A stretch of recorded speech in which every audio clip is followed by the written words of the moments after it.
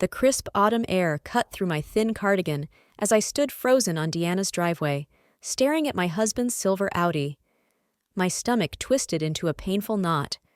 Mason was supposed to be in Chicago until Friday, a 4-day business trip he'd been dreading for weeks.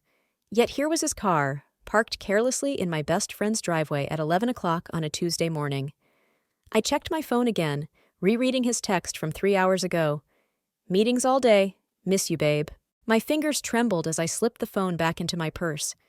The apple pie I'd baked for Deanna, a thank you for watching our dog while Mason was away, suddenly felt heavy in my hands. 15 years of marriage, and I'd never once doubted him. Not when he worked late, not when he traveled, not even when everyone warned me about marrying the handsome pharmaceutical sales rep who could charm his way into any room. But I couldn't deny what was right in front of me. I took a deep breath and approached the door. The wind chimes Deanna and I had picked out together at the summer craft fair tinkled mockingly above me. I raised my hand to knock, then hesitated. What would I say? What would I see? My wedding ring caught the sunlight, sending a flash across the door. "A diamond for every 5 years of marriage," Mason had said. 3 perfect stones. The weight of those 15 years pressed down on my shoulders. Our mortgage on the house we'd stretched our budget to afford. The fertility treatments we couldn't really pay for. The smiling Christmas photos on everyone's mantles. I knocked. My heart pounded so loudly I was sure the neighbors could hear it. 1 second passed. 2. I heard movement inside, hushed voices, then footsteps approaching the door. The lock clicked. I held my breath. The door swung open, and there stood Mason, his business shirt half unbuttoned, his usually perfect hair disheveled. Behind him, Deanna hovered in the hallway, wearing nothing but an oversized t-shirt, my husband's Northwestern alumni shirt, the one I'd bought him for his 35th birthday. "Laurel," he said, his confident voice faltering for the first time since I'd known him. "You're supposed to be at work." I said nothing. The pie slipped from my hands and crashed onto the porch, shattering the ceramic dish my mother had given me before she died. Mason reached for me, but I stepped back. The world was spinning, blood rushing in my ears. 15 years, my best friend since college. The fertility clinic appointment we had scheduled for next month. "Laurel, I can explain." Deanna started, her face flushed. That's when I saw it on her finger. A diamond ring that caught the sunlight exactly like mine. "How long?" The words scraped my throat like broken glass. Neither answered. Mason's eyes darted to Deanna, the silent communication between them like a second betrayal. "Laurel, please come inside." Mason stepped toward me, but I backed away, nearly falling off the porch step. "Don't touch me." My voice didn't sound like my own. "How long?" 8 months, Deanna finally whispered, tears streaming down her face. "Laurel, we never meant—" 8 months? The fertility clinic appointments. The nights I'd cried on Deanna's shoulder when the last round failed. The couple's vacation we'd all taken to Cabo just 6 weeks ago. "You've been sleeping with my husband while helping me pick out baby names?" "It just happened," Mason said, reaching for me again. "We didn't plan this." I laughed, a harsh, hollow sound that surprised even me. "And the ring? Did that just happen too?" Mason's face hardened. This I recognized, the mask that came down when he was cornered. "I was going to tell you after I got back from Chicago." "Where you clearly aren't." I gestured to his car. "Laurel," Deanna sobbed, stepping forward. "Please, let's talk about this like adults." "Adults?" My voice rose. "Adults don't screw their best friend's husband. Adults don't—" The door across the street opened, and Deanna's neighbor Valerie peered out curiously. The shame hit me like a physical blow. Everyone would know. Everyone would be talking about how Laurel McKinnon wasn't enough for her husband. "Get inside," Mason hissed, suddenly concerned about appearances. He grabbed my arm roughly, fingers digging into my flesh. I twisted away violently. "Don't you dare touch me." That's when my phone rang. I fumbled for it, desperate for any interruption. It was Brooke, my sister. I answered without thinking. "Laurel, what's wrong?" Her voice was sharp, worried. She always knew. I... The words wouldn't come. "Where are you?" Brooke demanded. "I'm coming. Text me the address." Mason stepped closer. "Hang up the phone, Laurel." I clutched the phone tighter, backing away. "I have to go," I told them both. "You can't just leave," Mason snapped. "We need to talk about this, about us. There is no us anymore." I turned and stumbled toward my car, fingers already texting Brooke. Behind me, I heard Deanna calling my name, but I didn't look back. I sat in my car outside the coffee shop, my hands still shaking too badly to drive any further. 23 missed calls from Mason, 12 from Deanna. I turned my phone off and dropped it into my purse. Through the window, I could see Brooke already waiting, her dark hair pulled back, face tight with concern. Unlike me, my sister had always seen through Mason's charm. "You look too good for him," she'd said on my wedding day. "And he knows it." The memory stung. I checked my reflection in the rearview mirror and barely recognized myself. Eyes swollen, mascara streaked down my cheeks, hair wild from running my hands through it. I looked broken. Exactly how I felt. The cafe door chimed as I walked in. Brooke stood immediately, wrapping me in a fierce hug before I could say a word. I collapsed against her, the last of my composure shattering. "He's leaving me for Deanna," I whispered into her shoulder. 8 months. They've been together 8 months. Brooke guided me to a corner table, away from curious eyes. The barista approached, took one look at my face, and retreated. "I should have seen it," I said, shredding a napkin into tiny pieces. "The late nights, the weekend conferences. He even took her to Paris, the trip he said was canceled." My voice broke. I was so stupid. "No." Brooke's voice was steel. "Don't you dare blame yourself for their choices." What am I going to do? The question felt impossibly huge. Our house.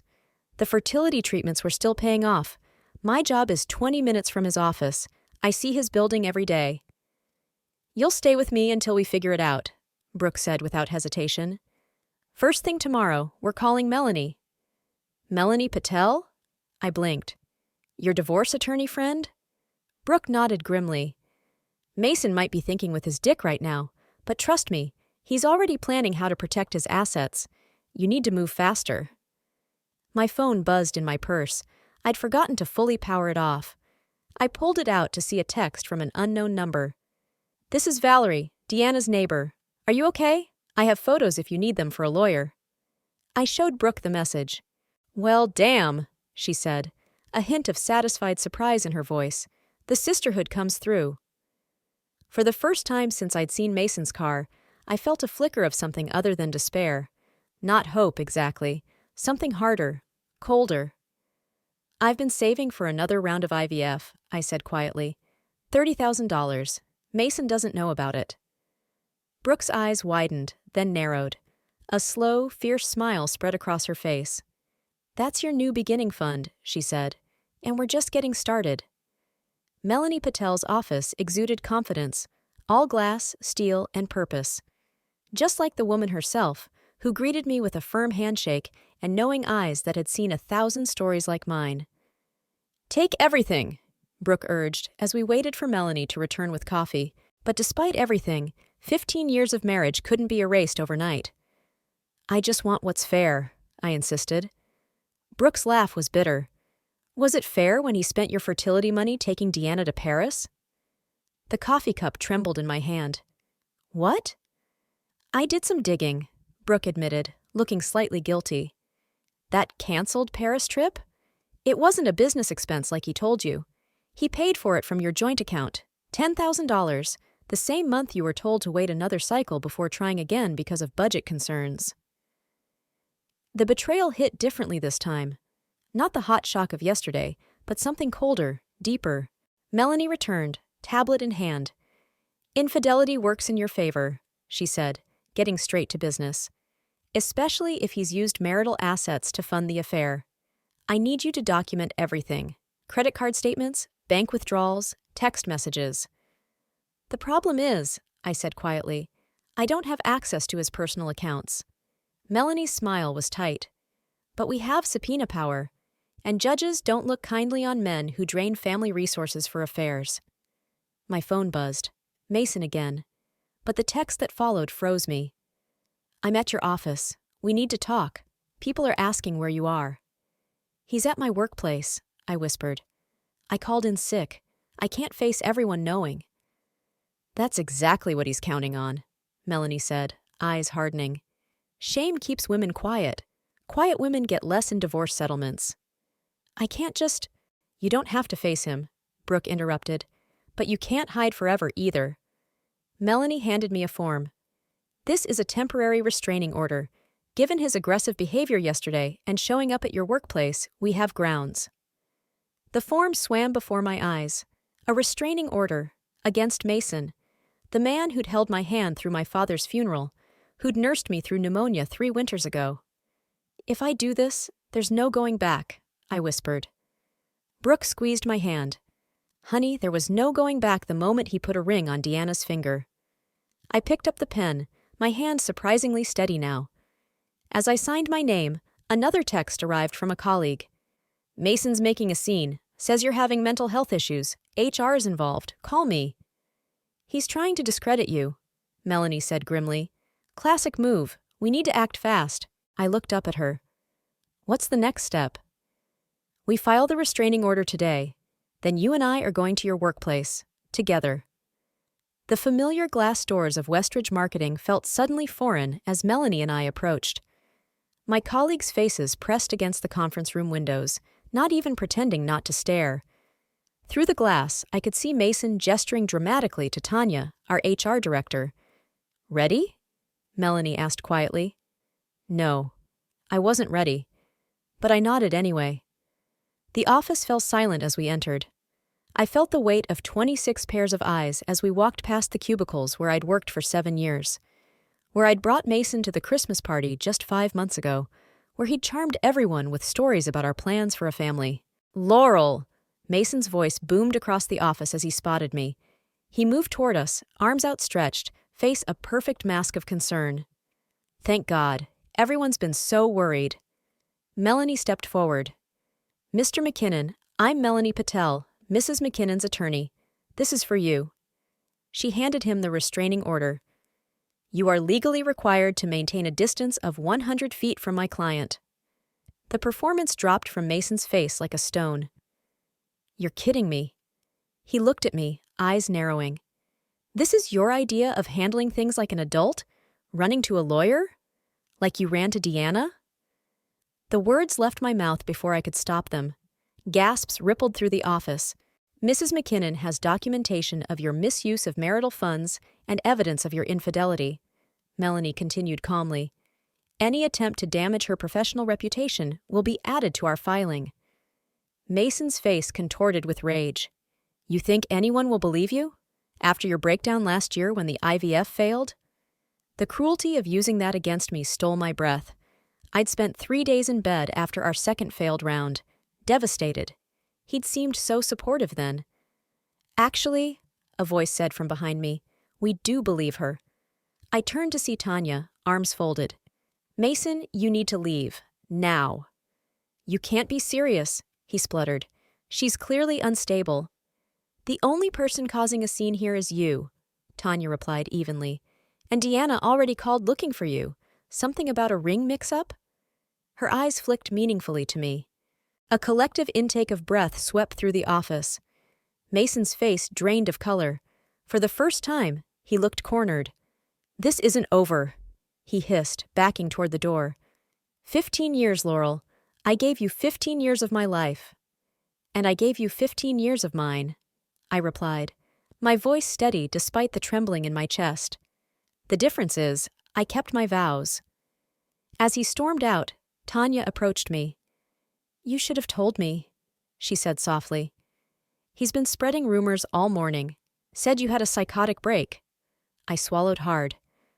I'm sorry for bringing this drama to work. Tanya shook her head. Don't apologize. But you should know.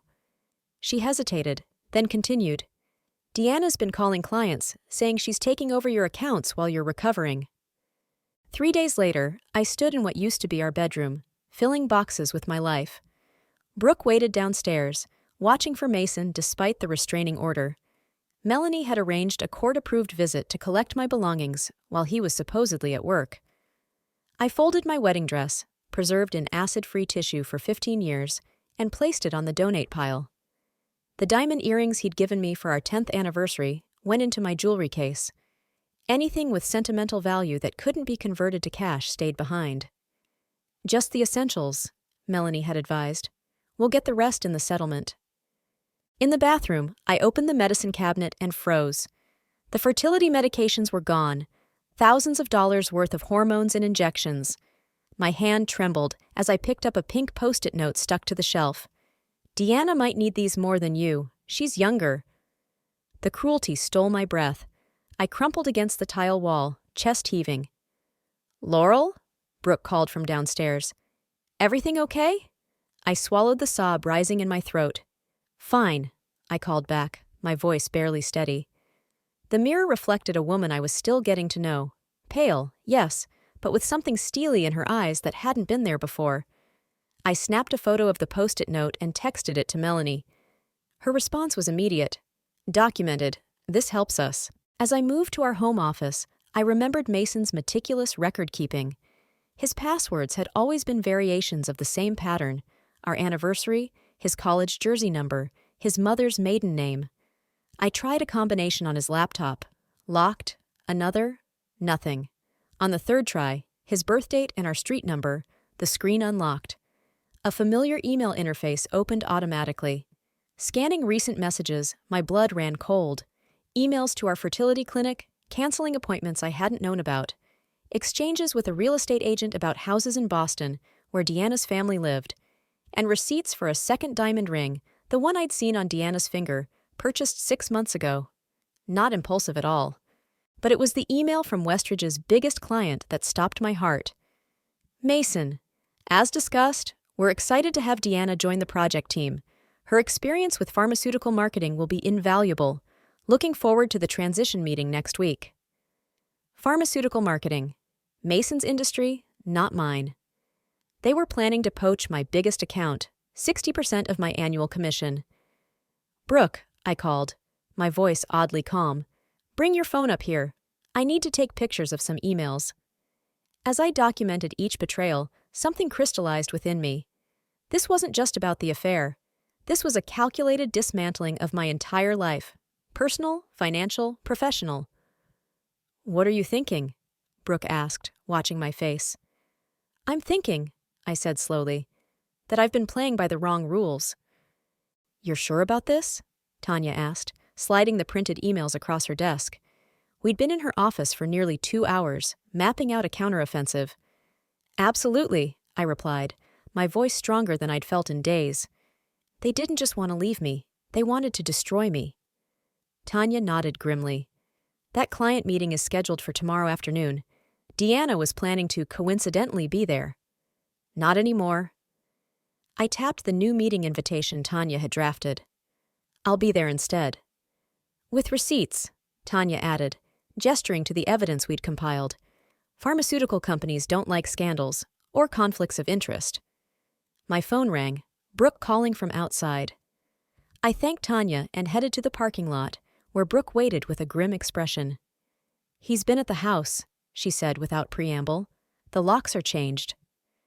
"That violates the restraining order," I said, fury building. I called Melanie, who promised to file for contempt immediately. "Also," Brooke continued, "Deanna has been posting on social media. You might want to see this." She handed me her phone. A photo of Deanna, ringless but glowing, hand resting on her stomach. Caption: "Some dreams come true in unexpected ways. Baby McKinnon coming this winter?" The world tilted beneath me. Pregnant. She was pregnant. While I'd been injecting hormones and crying over negative tests for 3 years, they'd been... "It might not be true," Brooke said quickly. "It could be another manipulation." But the dates aligned. 8 months of affair. A baby. Our fertility struggles had been Mason's greatest complaint. The fights, the scheduling sex, the financial strain. Apparently, he'd had no trouble conceiving with Deanna. I handed the phone back to Brooke, suddenly eerily calm. "It doesn't change anything. It just makes it all make sense." "What do you mean?" The rush to finalize things, the need to discredit me, the timing of the Boston house hunting. I laughed hollowly. He was never going to leave me until he knew she was pregnant, until he had his backup family secured. We sat in silence, watching office workers stream to their cars, normal people with normal problems. "What now?" Brooke finally asked. "Now I fight for what's mine," I said, thinking of tomorrow's client meeting, of the documents Melanie was filing, of the $30,000 of untraceable savings that Mason didn't know about. "I sent the fertility medication photos to Melanie," I added. "She says it's theft of medical supplies, possibly a felony given the value." Brooke's eyebrows shot up. "You're going to press charges?" I thought about all the nights I'd cried in Mason's arms after failed treatments, about the baby we'd planned together that he was now having with my best friend, about the career he'd tried to destroy. "Yes," I said simply. "I am." The Luxell Pharmaceuticals conference room felt unnaturally bright as I arranged my presentation materials. I'd arrived 45 minutes early, determined to control the narrative for once. "They're here," Tanya texted from reception. "Both of them." I straightened my spine, smoothed my dress. The red one Mason always said was too bold for client meetings. Bold was exactly what I needed today. The door opened. Peter Chen, Luxell's marketing director, entered first, followed by two executives I recognized. Then Mason and Deanna, walking so close their shoulders touched. Both froze when they saw me. "Laurel," Peter smiled warmly. "Good to see you. I didn't realize you'd be joining. I was told you were on leave." "A misunderstanding," I replied smoothly. "I'm very much active on the Nurofen campaign." Mason's jaw tightened. Deanna nervously touched her stomach, a gesture that might have gone unnoticed if I hadn't known. She wore a loose blouse, but now I could see the slight curve beneath. My throat constricted. "Before we begin," I said, "I need to address a potential conflict of interest." I slid folders to each Luxell executive. "My husband, Mason McKinnon, and my former colleague, Deanna Wells, have been attempting to redirect Westridge's business relationship with Luxell through inappropriate channels." Peter's eyebrows shot up. Mason lurched forward. "That's completely—" "I have documented evidence," I continued, nodding toward the folders, "of attempts to leverage personal relationships to interfere with Luxell's contract with Westridge Marketing." "This is ridiculous," Mason snapped. "Peter, Laurel is going through a personal crisis." "Including falsely claiming I'm experiencing mental health issues," I added calmly. "A tactic he's using to distract from the fact that he's been embezzling company resources." The room fell silent. One of the executives opened his folder, scanning the printed emails. "These are serious allegations," he said finally. "They're more than allegations," Tanya interjected from the doorway. "They're documented facts, and there's more." She handed Peter another folder. "Police report filed this morning. Theft of prescription medications valued at over $7,000. Deanna's face drained of color. Mason stood abruptly. "This meeting is inappropriate. Peter, I suggest we reschedule when cooler heads prevail." Peter remained seated. "I think we need to address these concerns immediately." "You're choosing to believe her?" Mason's voice rose. "After everything I've done for Luxell? The connections I've brought?" "Connections aren't contracts, Mason," Peter replied evenly. "And Laurel's team has delivered consistently for 3 years." Mason turned to me, eyes burning with rage. "You think you've won something here? You think anyone wants damaged goods like you?" The room went still. I held his gaze, refusing to flinch. "Mr. McKinnon," Peter said quietly, "I think you should leave." As security escorted Mason and Deanna out, I remained standing, legs trembling beneath the conference table where no one could see. The folder in front of me blurred as tears threatened, but I blinked them back. "Laurel," Peter said gently when we were alone, "I had no idea. I'm so sorry." I nodded, not trusting my voice yet. "Your position with Luxell is secure," he continued. "In fact, we'd like to discuss expanding your team's role." Outside the glass walls, I could see Mason arguing with security in the lobby. Our eyes met briefly. For the first time since I'd known him, I saw fear in his. 2 weeks later, I sat across from Melanie in the courthouse hallway, waiting for our hearing. Mason had hired Preston Hayes, the city's most expensive divorce attorney, a fact Melanie had smiled at when she'd heard. "He's bleeding money on legal fees," she whispered now. "The DA is pressing criminal charges for the medication theft, and Westridge put him on unpaid leave pending investigation." I nodded, watching the courtroom doors. The past 2 weeks had been a blur of depositions and evidence gathering. The neighbors' photos, the financial records showing Mason's systematic draining of our accounts, the fertility clinic records proving he'd canceled appointments without telling me. "He's desperate," Melanie continued. "The offer they sent yesterday proves it. 50-50 split, no alimony." "And I'm still declining," I said firmly. The doors opened. Mason appeared, hollow-eyed and unshaven, a shocking contrast to his usually impeccable appearance. Deanna wasn't with him. Our eyes met briefly before he looked away, huddling with his attorney. Whatever he saw in my face made him flinch. "Where's Deanna?" I asked Melanie under my breath. "Apparently there's trouble in paradise," she replied. "Our sources say she moved back to her parents' house in Boston last week, alone." The betrayal being betrayed. I should have felt satisfaction, but there was only a dull ache where my rage had burned. "You know the misdemeanor charges could be dropped if you pushed for a better settlement," Melanie reminded me. I shook my head. "This isn't about money anymore." The bailiff called our case.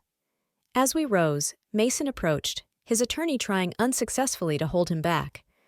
"Laurel," he said, voice low and urgent, "please, I've lost everything. The job, the house. Deanna's threatening to move across the country with—" He gestured vaguely at his midsection. "Your child," I finished for him. "Isn't that what you wanted? A baby? A family?" "Not like this," he whispered, desperation in his eyes. I made a terrible mistake. For a moment, I saw the man I'd loved for 15 years. The man who'd held me through my father's death, who'd painted our spare room yellow for the nursery we'd planned. Then I remembered the post-it note, the canceled appointments, the systematic dismantling of everything I'd built. "No, Mason," I said evenly. "You made a series of calculated choices, and now you're facing the consequences." 6 months later, I stood in my new apartment, surrounded by moving boxes. Brooke arranged wine glasses on the kitchen counter, while Tanya and Valerie, Deanna's former neighbor, now my unlikely friend, arranged a housewarming banner across the living room. "To Laurel," Brooke raised her glass, "who not only survived, but thrived." We clinked glasses as my phone buzzed with an email notification. The final settlement statement, 70% of our assets, the criminal charges reduced to community service, and a generous monthly alimony that I'd insisted go into a trust for the baby. Mason's baby. Deanna's baby. The child who would never know me, but who shouldn't suffer for their parents' choices. "He signed?" Tanya asked, seeing my expression. I nodded. "It's officially done." "Have you heard anything about—" Valerie trailed off. "Deanna had a boy last month," I said, the words no longer carrying the sting they once did. "She's staying with her parents in Boston. Mason moved there too, apparently." "Still trying to make it work?" Brooke asked skeptically. I shrugged. "Not my problem anymore." We moved to the balcony, watching the sunset over the city. My promotion at Westridge had come with a significant raise, enough to afford this view and still continue building my savings. The fertility fund had become the down payment on this new beginning. "Any regrets?" Brooke asked quietly. I thought about the embryos still frozen at the clinic, my backup plan, funded by the settlement. About the nursery I might someday paint yellow in this new space. About the 15 years that had shaped me, for better and worse. "No," I said, surprising myself with the truth of it. "I lost a husband who didn't deserve me and a friend who never was one. But I found myself." I touched the delicate leaf pendant at my throat, a gift from the 3 women beside me to celebrate the divorce. Not an ending, they'd said, but a branching out, a new growth. When I knocked on Deanna's door that day and saw Mason there, I thought my world was ending, I said, watching the city lights blink on. I never imagined it was actually beginning. Brooke squeezed my hand as we raised our glasses again. To endings that become beginnings. To betrayals that lead to freedom. To the family we choose when the family we planned disappears. To the woman who arrived at her friend's house, saw her husband's car, and found herself instead.